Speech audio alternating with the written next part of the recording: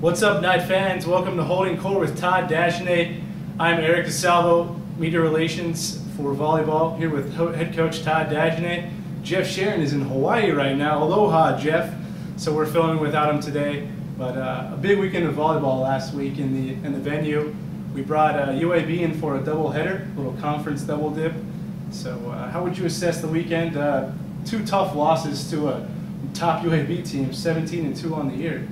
Well, they've got it rolling, and I think their experience is showing. They start several juniors, and once the juniors get the confidence and they start winning some matches, they're really tough to beat. And I thought, we put ourselves in position on the second day to beat them and just couldn't close it out. It was that inexperience. There's a lot of diversity, and but you got to give credit where credit is due. And I thought UAB came in and they made it happen. Sam Surley in the middle, she was tough to deal with.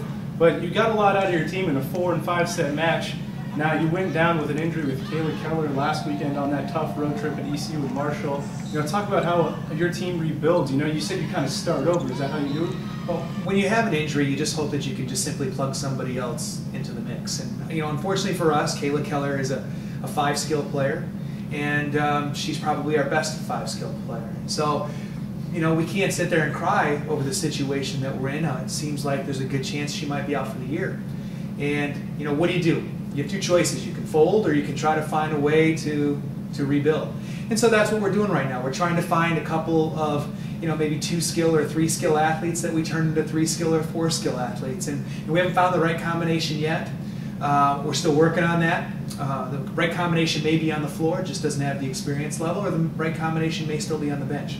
And so every day in practice, we're trying to just tinker with the chemistry, and we're trying to tinker with the people on the floor and ask a little bit more of some of those players that maybe haven't been asked to do 4 or 5 skills. And eventually we're going to get this right. We're going to find the right mix. It's just a matter of time. And we just have to go about it the best we can and find ways to make people better and have them do some more things maybe other than what we expect them to do this year. One person who looks like they're stepping up and rising to the occasion is middle blocker Delaney Sardin. She's just come on strong since the conference started, and now 5 straight double-digit kills against those opponents. And it's not like they're slouches there in the middle. She's going up against some tough girls. Talk about her, just the switch coming on. We talked about it last week, but she just keeps it rolling. Yeah, I think both middles continue to score pretty well for us. Delaney's been very consistent for a freshman. It's not something that you see very often. She just goes right out there and she does her thing and she performs, and she's going to have ups and downs. But I think what's really interesting about Delaney is her ups and downs aren't huge. She's a pretty steady flow player, very confident player, has a really nice swagger. And I really would love to see our program develop the same kind of swagger that Delaney has as a freshman. And some people look at her and say she's cocky, and I said I'd love to have a team full of players that are a little bit cocky like that. So she thinks like a champion. She expects to win, expects to do some good things, and I think that's infectious amongst the players that are playing around her on the floor. No doubt.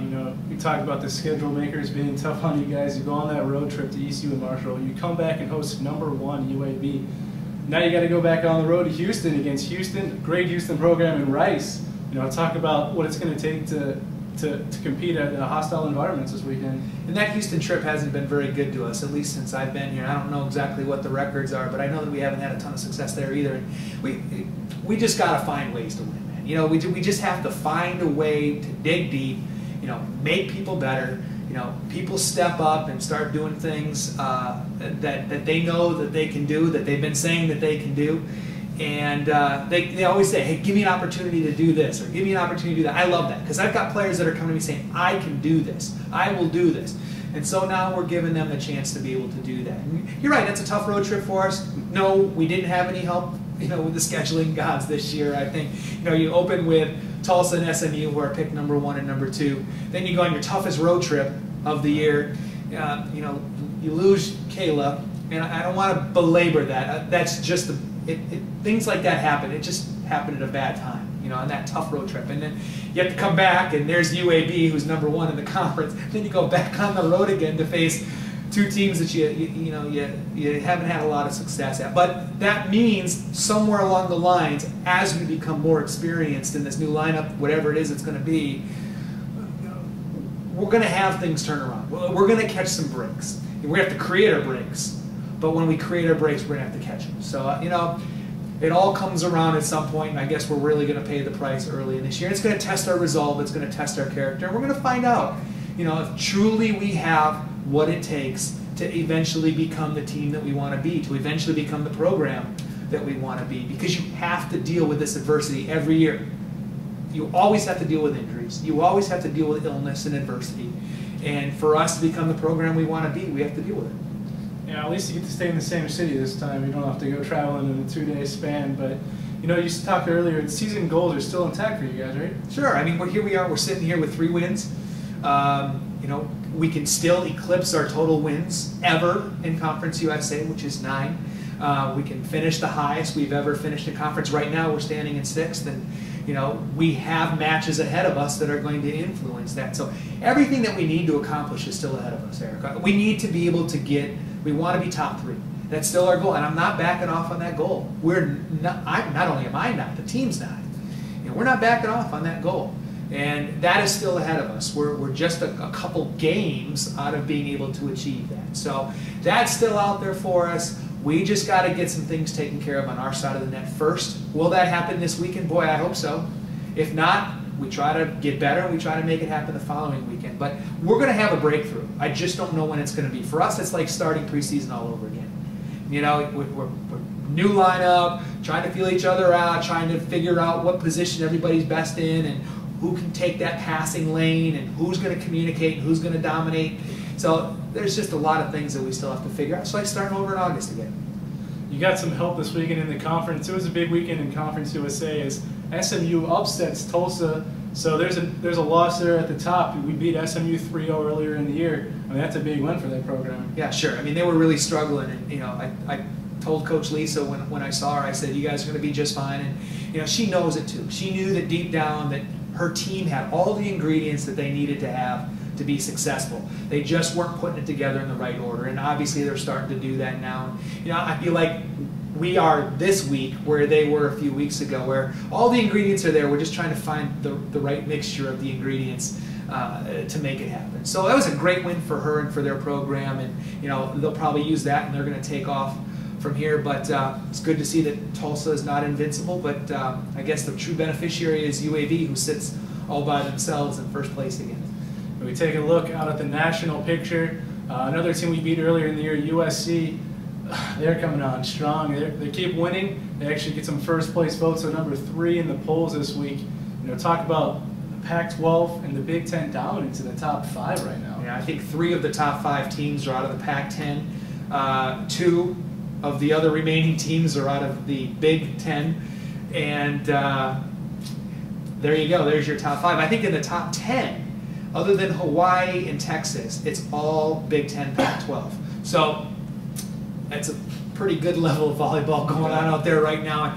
You know, I think early on the Pac-10 was really maligned, but every year, every single year, they drop matches early, but you look at the Final Four and they always have 2 people or 2 teams in the Final Four. So Pac-10 will be back. I said from the very beginning, nobody shed any tears for USC or for UCLA or for any of those guys, because they're going to be just fine when it's time. No doubt. Illinois continues to be at the top. I mean, these schools, they continue to beat up on each other, but like you said, Final Four, you could see 2 Big Ten, 2 Pac-10 going against each other. It's exciting times in the NCAA volleyball. Every year you see it. So sure. I think you know, we're talking about Illinois. Remember I said before, they have to get tested. Yep.